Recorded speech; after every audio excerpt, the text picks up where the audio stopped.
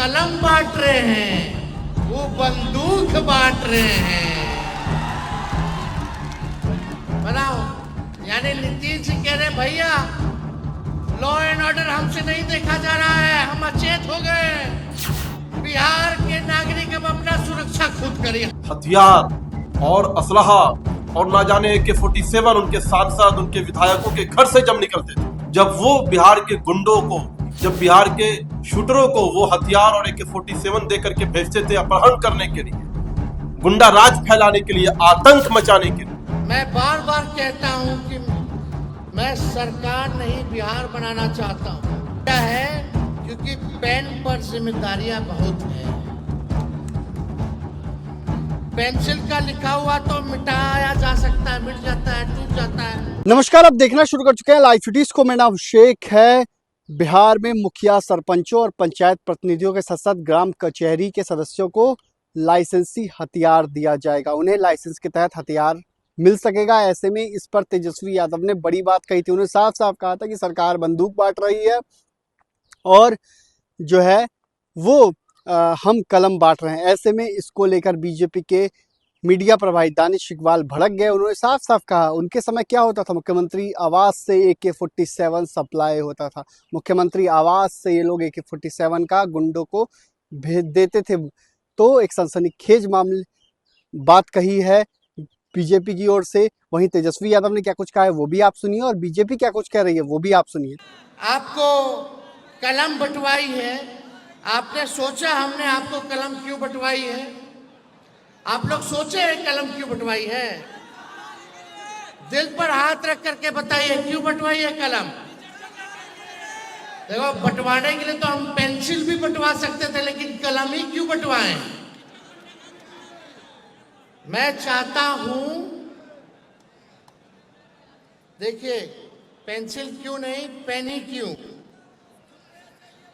Pen इसलिए दिया है क्योंकि पेन पर जिम्मेदारियां बहुत हैं। पेंसिल का लिखा हुआ तो मिटाया जा सकता है, मिट जाता है, टूट जाता है। पेंसिल की अनेक गलतियों को मिटा करके माफ किया जा सकता है, लेकिन पेन की गलतियों को मिटाया नहीं जा सकता। आप पेन के तरह जिम्मेदार बने, आप कलम की तरह जिम्मेदार बने, और इसी पेन से, इसी कलम से अपने बिहार की तस्वीर, स्वयं तकदीर बदले। इसलिए हमने आपको कलम दिया है, इसलिए हमने आपको पेन देने का काम किया। मीडिया के लोग हैं यहाँ। नीतीश जी ने एक और घोषणा की है। क्या घोषणा की है? कि जितने पंचायत प्रतिनिधि हैं 2.5 लाख उनको आर्म्स लाइसेंस दिया जाएगा। हम कलम बांट रहे हैं, वो बंदूक बांट रहे हैं। बताओ, यानी नीतीश जी कह रहे हैं भैया लॉ एंड ऑर्डर हमसे नहीं देखा जा रहा है, हम अचेत हो गए। बिहार के नागरिक अब अपना सुरक्षा खुद करिए, हम नहीं करेंगे। उनका कहने का मतलब यही है ना कि लॉ एंड ऑर्डर अब नीतीश बाबूजी भाजपा के लोगों से संभाल नहीं रहा है। ले लो लाइसेंस, ले लो बंदूक, ले लो। हमारा पुलिस जो है बेकार हो चुका है, केवल शराब में, घूसखोरी में लगा हुआ है। अब अपना सुरक्षा कीजिए। बताओ, हम कलम बांट रहे हैं, वो बंदूक बांट रहे हैं। यानी वो मान रहे हैं कि बिहार में भी जंगल राज है। मान रहे हैं ना कि बिहार में जंगल राज है, तभी ना बंदूक का लाइसेंस बंटवा रहे हैं जनप्रतिनिधियों को। ये तो खुद ही नीतीश कुमार जी ने साबित कर दिया कि बिहार में अपराधियों का क्या है, क्या है बताइए।